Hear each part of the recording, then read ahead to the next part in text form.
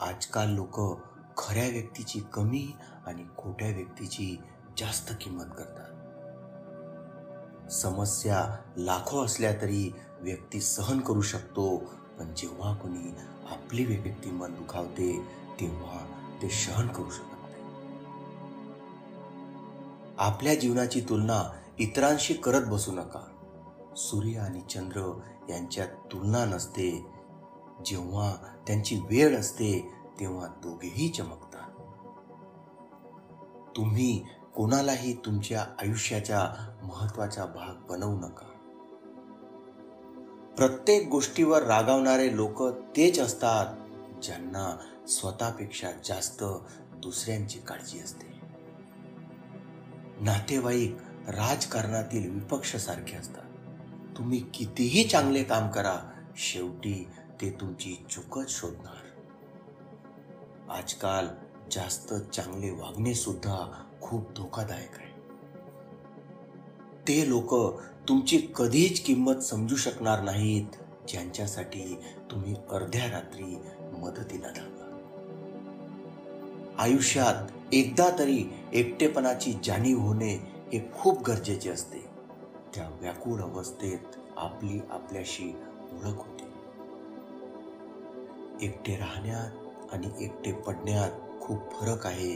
आजकाल लोक खूप लवकर बदलून जातात, पण हे महत्वाचे नाही की ज्यांच्यासाठी तुम्ही आज जेवढे महत्वाचे आहात तेवढेच तुम्ही त्यांच्यासाठी उद्या महत्वाचे असाल.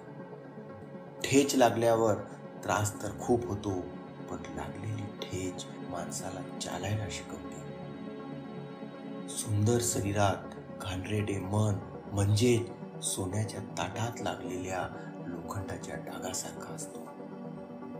हे जग आहे ना, इथे तुम्हाला मातीत मिळवण्यासाठी सुद्धा लोक तुम्हाला खांद्यावर घेतात. माहित नाही का सोडून जातात ते लोक ज्यांना आपण जीवन समजून कधीच आपल्यापासून दूर करण्याचा विचार सुद्धा करत नाही. इथे कोणीच आपले नाही, फक्त टाइमपास करण्यासाठी लोक आपल्याला वापरतात. दूर राहायचे मला त्या सर्व लोकांशी जे माझ्यासोबत असून सुद्धा माझ्यासोबत नाही.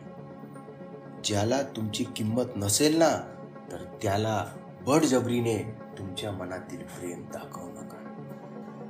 चांगल्या लोकांचे आपल्या जीवनात येणे हे आपले नशीब असते आणि त्यांना सांभाळून ठेवणे हा आपला विश्वास असतो. नाते म्हणजे काय? समोरच्या व्यक्तीच्या मनाची काळजी स्वतःपेक्षा जास्त घेणे आणि याची जाणीव दोघांना असणे म्हणजे नाते. ढीगभर नात्यांची गरज नसते माणसाला. मनापासून एक माणूस जरी सोबत असला तरी तो आयुष्यभर पुरेसा असतो. कधी कधी सोडून देणे हे धरून ठेवण्यापेक्षा चांगले असते. चांगले काम करताना बदनामी झाली तरी घाबरू नका, कारण बदनामीची भीती स्वाभिमानी माणसाला नसते. आजच्या जगात वस्तू स्वस्त आणि माणुसकी महाग होत चालली आहे. वेळ निघून जाते, पण त्या वेळेला मिळालेली वागणूक व्यक्तीच्या कायम स्मरणात राहते. मनावरचे ओझे हलके करायला ओझे झेलणारा माणूस देखील आपलेच असावे लागते. कोणाशी कितपत बोलावे हे वेळीच लक्षात यायला हवे. ज्या दिवशी तुम्ही तुमचे आयुष्य मोकळेपणाने जगला तोच दिवस तुमचा आहे. बाकी तर सर्व कॅलेंडरच्या तारखा आहेत.